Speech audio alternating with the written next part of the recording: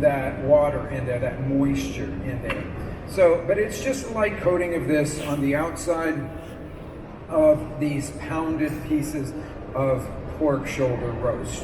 Okay, now in the perfect world, you would let that sit for a while to absorb some of the flavor. It's a topical marinade. You're not really trying to change the texture of the meat.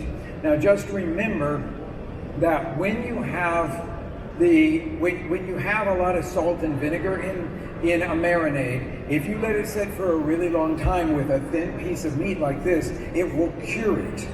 It would only take a couple of hours to cure it. And when it's cured, it will have the texture of ham, basically. So think about that. I don't let it sit usually very long because I like the texture of the pork itself. So you can choose how long you want it to sit. The one that we made before, let's bring that out so that I can show them that, because it's got a slightly different texture so you can see how thick it gets. Okay, the next thing that I wanted to talk about has to do with this. I must have brought it out here. Yes, has to do with doing a non-taco version of this dish if you like the flavors. So I'm going to show you two completely different presentations. I'm going to show you the classic tacos al pastor, and then I'm going to show you what we do at our restaurant, our all wood-fired restaurant, Leña Brava, and we do a baked, it's baked in a wood-burning oven, but a baked a black cod dish with the flavors of tacos al pastor. So if you like these flavors, you can turn it into another dish, which is just like really beautiful if you're going to have guests over. So I have here 2 pieces of the black cod, and I have some banana leaves here. Banana leaves, if you haven't worked with them before, add a wonderful herbaceous quality to whatever they wrap and cook. You don't eat the banana leaf, even though it's an herbaceous, well, I get you could. Let's just say it's edible, but not palatable. Okay, so you guys could do this, but it will probably, well, it will create, it will add to the roughage in your diet.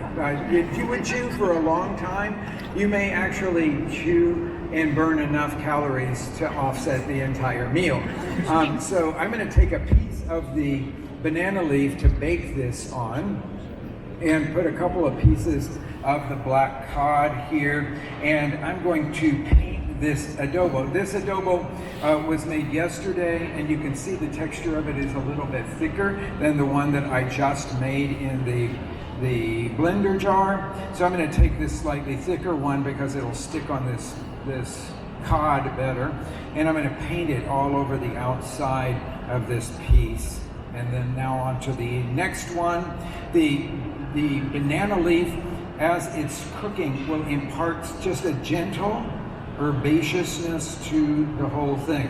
Now, if you've ever had the cochinita pibil, the most famous suckling pig dish from the Yucatan Peninsula, the whole pig is cut up and then completely wrapped in banana leaves with just the achiote marinade and cooked really slowly.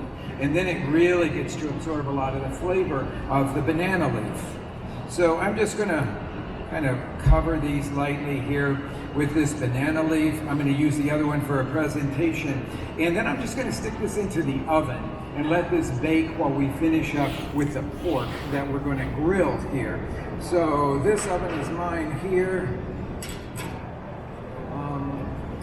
It sure seems like it's not very hot. So could we at least put it on convection when you do that for me? It says 450, but it doesn't feel like it's 450 at all. So let's talk, before we do our final little bit of grilling here, about the accompaniments that are going to go with these 2 different presentations. So one, they're both going to need to have a salsa with them. So let's put that together right away. The typical one is made from a smoky, small, dried chili in Mexico City, which is the place that's most famous for the tacos al pastor.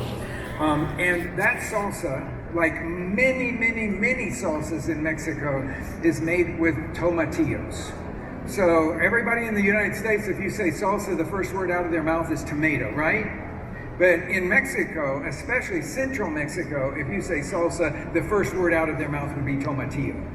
So they would typically put the tomatillos, and they have to be, well, they don't have to be cooked. There is a very famous salsa in Mexico City where all the ingredients go in raw. It's a salsa verde cruda, they call it, and it's just everything is raw in that particular salsa. But a lot of people will make a cooked version of this salsa, and they will choose to either boil the tomatillos or they will roast the tomatillos. I always roast because it enhances